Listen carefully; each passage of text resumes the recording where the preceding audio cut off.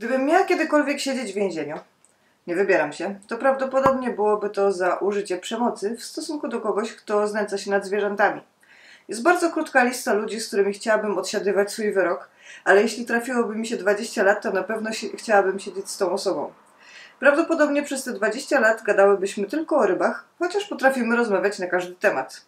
A po wyjściu na pewno umówiłybyśmy się od razu na kawę, żeby pogadać jeszcze trochę o rybkach. Kto to taki? Dzwonimy i zobaczcie.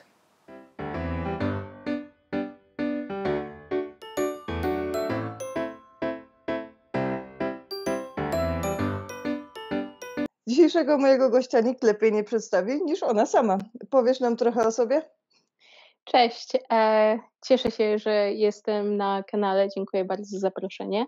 Mam na imię Ewa, Soul, jeden z moich psów. Jestem goldfish fanatykiem, czyli po polsku fanatykiem złotych balonów. Mam TikToka, który się nazywa Pond and Beyond i jest związany z moimi rybkami, bo ja mam oczko wodne, albo raczej akwarium na dworze. No i kilka akwariów w domu i także i dodatkowe zbiorniki na ryby wszelkiego rozmiaru, ale wszystkie są związane z balonami. No to tak płynnie przechodzimy do pierwszego pytania. Opowiedz nam właśnie o tym, jakie masz swoje setupy. Właśnie muszę wam powiedzieć, że my mamy z Ewą swój własny język. I to jest mieszanka polskiego i angielskiego. Umawiałyśmy się, żeby nie mówić fluki na wizji. No więc opowiedz nam o tym, o swoich akwariach i o filtracji. To zaczniemy od największego do najmniejszego. Największy jest mój zbiornik, to jest ten mój oczko, po angielsku pond, który jest 220 litrów i jest przeszklony z dwóch stron. 2000. 2200, tak, sorry. 2200 litrów, jest przeszklony z dwóch stron, ma własne duże ofiltrowanie, filtracja do tego oczka albo do tego zewnętrznego akwarium. To jest drum, czyli bęben w przetłumaczeniu. No i to ten bęben działa jako filtracja mechaniczna i także około tego mam filtrację biologiczną UV czy ultrafiolet. No i w sumie tyle. Następny zbiornik to jest mój zbiornik główny w mojej kuchni. To jest zbiornik 240 litrów Roma i w tym zbiorniku głównie trzymam ryby takie, można powiedzieć, na pokaz, które chcę dość często widzieć. Ta obsada bardzo często się zmienia, zależy od tego, na co mam ochotę w danym tygodniu albo miesiącu, zależy jak się czuję. To taka pula trochę, sorry, że przerywam, ale Tak, jak wiesz, można, albo galeria. nie zależy kto przychodzi i wyciągasz.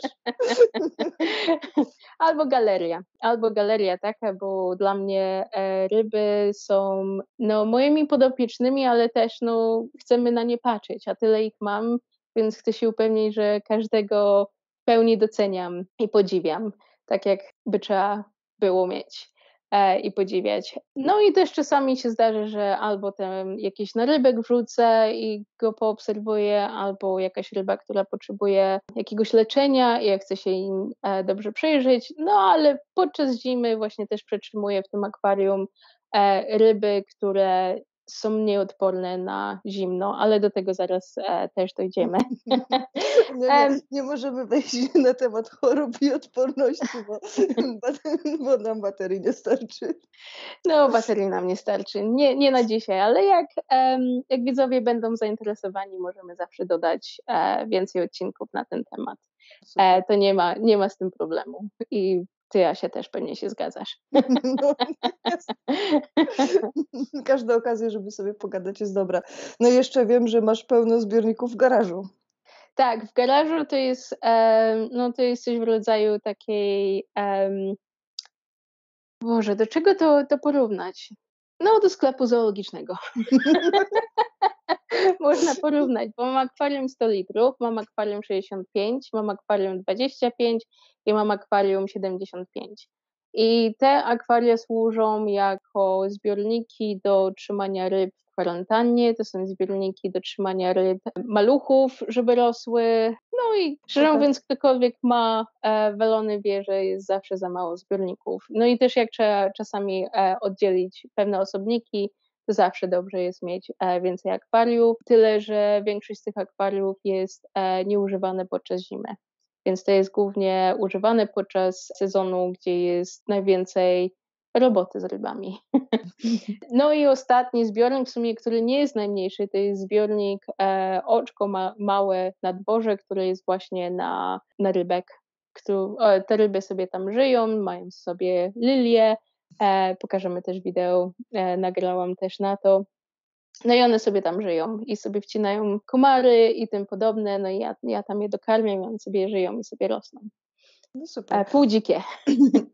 To płynnie przechodzimy do tematu karmienia, więc masz jakiś schemat, czym najbardziej karmisz? Pod tym względem powiem, że jestem leniwa, chyba że chodzi o to, że jak chcesz ryby tak, do rozmnażania, żeby miały więcej białka w jedzeniu i tym podobne, a także jak mam bardzo młody narybek, to one potrzebują specjalnego jedzenia. Ale normalnie używam jedzenie suche i to jest mieszanka wszystkich, które, no, ja mam tyle ryb, że kupowanie takich malutkich hikari czy tym podobne, no to jest troszkę wyrzucanie pieniędzy, ale od czasu do czasu kupię i hikari i testuję różne rodzaje jedzenia, ale głównym jedzeniem, które karmię swoje ryby, to jest jedzenie na rybku koi, bo to jest zdrowe jedzenie, ma bardzo wysoką zawartość białka, no i je lubią. Je lubią i te przeważnie jedzenie dla koi jest projektowane tak, że pływa po powierzchni, ale jedzenie na rybku koi jest półtonące, więc to też jest dobre dla welonów. No i szczerze mówiąc nie marudzą.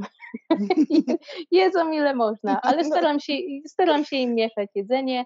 Do groomingu mam białe rybaki. To są kuzyni dżdżownic, ale są o wiele mniejsze i mam małą farmę i w lodówce, ale lodówka jest na wino, nie moja normalna, więc jest okej. To też pokażę. Teraz mi się przypomniało, jak mówiłaś, że masz dużo ryb i jedzą, to taka anegdota, że kiedyś się zapytałam Ewy, czy ty w ogóle wiesz, ile masz ryb, a ona powiedziała, nie wiem, ale znam wszystkie imiona. To było bardzo słodkie. To prawda, to prawda. Liczby nie znam, ale imiona pamiętam. I to, no, też opowiadam później Asi, a pamiętasz Lemonkę, a pamiętasz Lakiego, a pamiętasz Lunę, a Asia tak patrzy, tak, pamiętam. Nie. Akurat Lemonkę pamiętam, bo to w ogóle z Lemonką wiąże się historia naszego poznania. Tak. Jak kiedyś dałaś jakiś filmik na jakąś grupę UK i po prostu zakochałam się w tej Lemonce. Potem jakoś się znalazłyśmy, to były chyba jeszcze w czasach, jak walczyłam z chorobami Guinnessa i zaczęłyśmy gadać i nawet się zapisałam Ewa Lemonka do dzisiaj w telefonie. No, od Lemonki też moja taka miłość do rekinów też się zaczęła. No i do welonów właśnie takich rasowych. Bo wcześniej myślałam, że wezmę sobie welony, bo to są łatwe ryby, mam duże akwarium, no to sobie wypełnię je sobie rybami i dopiero od tego momentu się zorientowałam, dopiero zaczęłam się rozglądać za jakimiś innymi rybami, bardziej rasowymi, no i właśnie wtedy się zakochałam w rekinach jako rasie welonów. I zarażasz tą miłością dalej. Mam nadzieję, że tak. Mam nadzieję, że tak. Dzięki tobie się wkręciłam w rekiny, mając w sobie takiego królewsko-magicznego. No i zawsze pytam się o ulubioną rasę ryb, to już chyba wiemy, ale masz jakąś ulubioną swoją rybę pośród tych wszystkich? Powiedziałabym, że mam dwie. Lemonka, bo to była moja pierwsza ryba, którą wybrałam z setek innego na rybku, bo ona była malutka. Ja sobie ją wybrałam, bo myślałam, że jest najładniejsza, najładniejszy ma kształt, a wtedy w ogóle się nie znałam na welonach i rok później ta ryba zaczęła zajmować miejsca w tych wystawach ryb online, no i ogólnie wyrosła mi na czempiona i cieszę się z niej niesamowicie, jest okazem zdrowia, dużo je, rośnie jak głupia i jest śliczna. A moja druga ryba to jest mamuśka, która no, jest na moim TikToku dość często. To jest samiczka Yuanbao.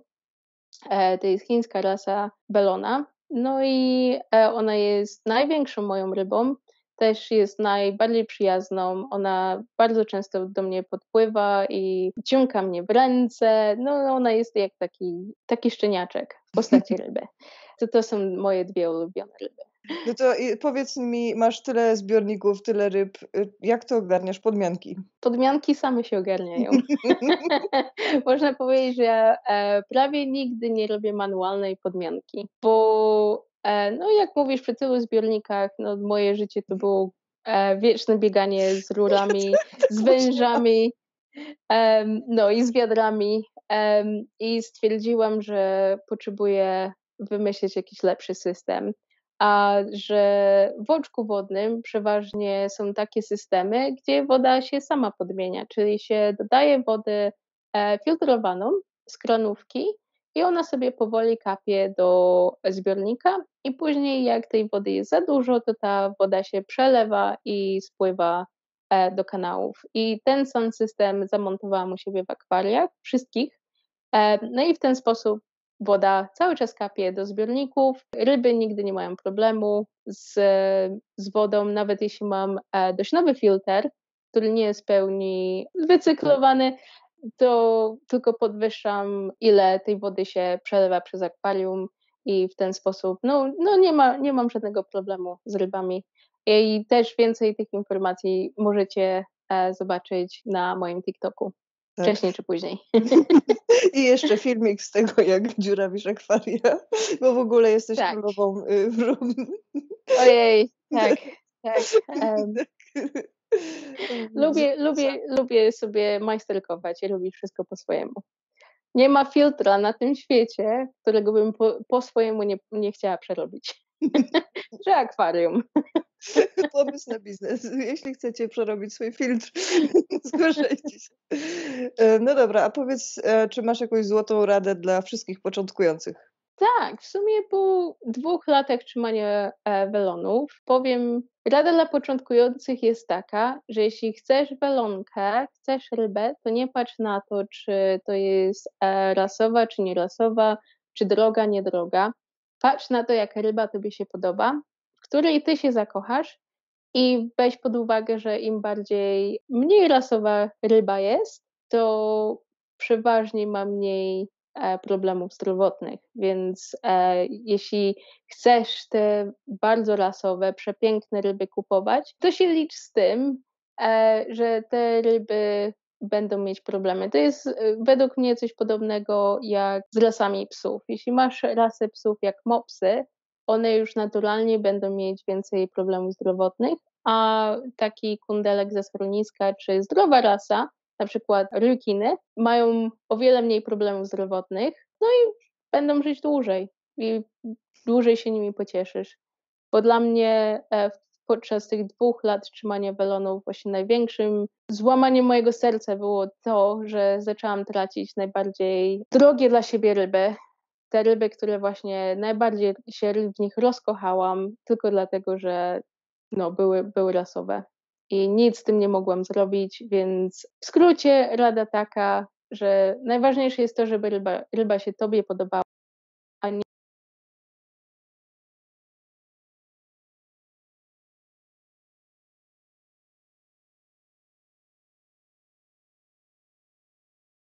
i myślę, że bardzo dużo sprzedawców w tym momencie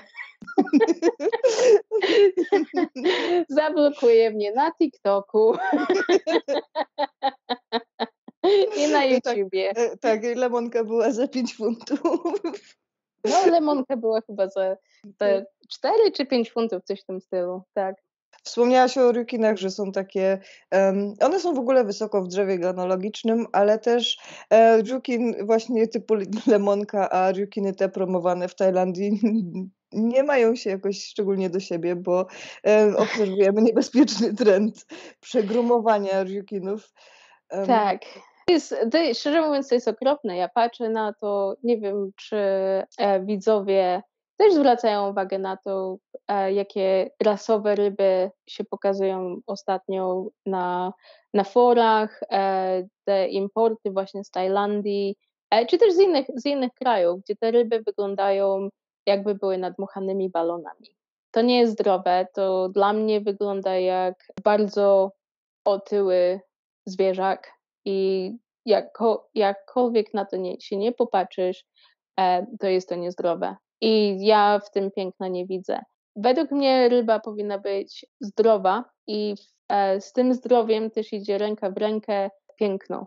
Jeśli tego zdrowia nie ma, to ta ryba nie jest dla mnie piękna, bo to jest albo inwalida, albo otyłość i wcześniej czy później rezultat tego właśnie grumowania, przegrumowania będzie, no ta ryba niestety padnie wcześniej niż później, a też jakość życia nie jest zbyt dobra dla nich. I też z tego samego powodu lubię rekiny takie, które są silne, widać, że mają bardzo silne ogony, które nie mają problemy z pływaniem. Może być i krótki, i długi ogon, nie ma w sumie większego znaczenia, ale ważne jest to, żeby ta ryba pływała zwinnie i żeby nie miała problemu z pływaniem w górę czy w dół, czy no nie wiem, no jeśli ryba nie potrafi, ma problem z podniesieniem jedzenia z dna, bo jest za gruba, no to powinna iść na dietę. No tak, no, oglądanie takich narządów ryb przegrumowanych jest straszne. I też w sumie też warto powiedzieć, że wspomnieć to, że z tą otyłością u ryb też jest bardzo właśnie związana choroba nerek. A nerki, jeśli zaczynają padać u ryb, to właśnie wtedy się pojawia choroba posocznica.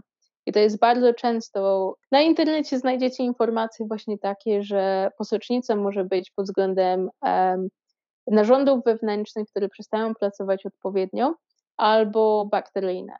Ja szczerze mówiąc nie spotkałam się u swoich welonów z problemem posocznicy pod względem bakteryjnym i każda sytuacja właśnie z posocznicą, której nigdy nie udało mi się wyleczyć kompletnie, wcześniej czy później kończyło się to właśnie śmiercią ryby, było spowodowane tym, że organy wewnętrzne przestały pracować odpowiednio, i to jest bezpośrednio właśnie związane z nieodpowiednią dietą i tym, że ryba jest otyła, przegrumowana. I też jeszcze dla osób, które myślą, że może kupię taką rybę i pomogę jej schudnąć. To nie działa w ten sposób. To nie działa w ten sposób, bo najważniejszy czas życia ryb pod względem tego, jak ta ryba długo będzie żyć i jak będzie zdrowa podczas tego życia, to są pierwsze 3 miesiące. Jeśli podczas tych pierwszych 3 miesięcy, 3 do 6 miesięcy, ta ryba jest przegrumowana, spasiona, niestety może być piękna, ale niedługo. No tak, no ale to też jest biznes. Wiadomo, że jak ci ryba padnie, a już jesteś taka zakochana w tych wszystkich pięknych rybkach, to sobie kupisz następną i następną. W sumie myślę, że o to chodzi też. Też myślę, że o to chodzi. Ja niestety sama z własnego doświadczenia się sparzyłam, bo zakochałam się w tych rybach. Miałam importowane ryby z Tajlandii, no i nawet roku mi nie dożyły, mimo tego, że dawałam im najlepszą opiekę, jaką byłam w stanie zaoferować. No niestety. I dlatego też przestrzegam osoby, które myślą, że warto wydać, nie wiem, 100, 200 funtów, czy nie wiem, nawet kilka tysięcy złotych za rybę. Ale te ryby, które są wystawiane po kilka tysięcy w Polsce, nawet nie są tyle warte. Więc to też jest w ogóle dla mnie niepojęte. No, skoro są kupcy, tak. to biznes się kręci, a ja też już wiem, tak jak wspominałam, z własnego doświadczenia, już więcej nie będę importować ryb. Z tego właśnie powodu ja już wolę mieć te ryby, żeby były mniej rasowe, mniej przerysowane, ale żeby były zdrowe i żebym mogła się nimi cieszyć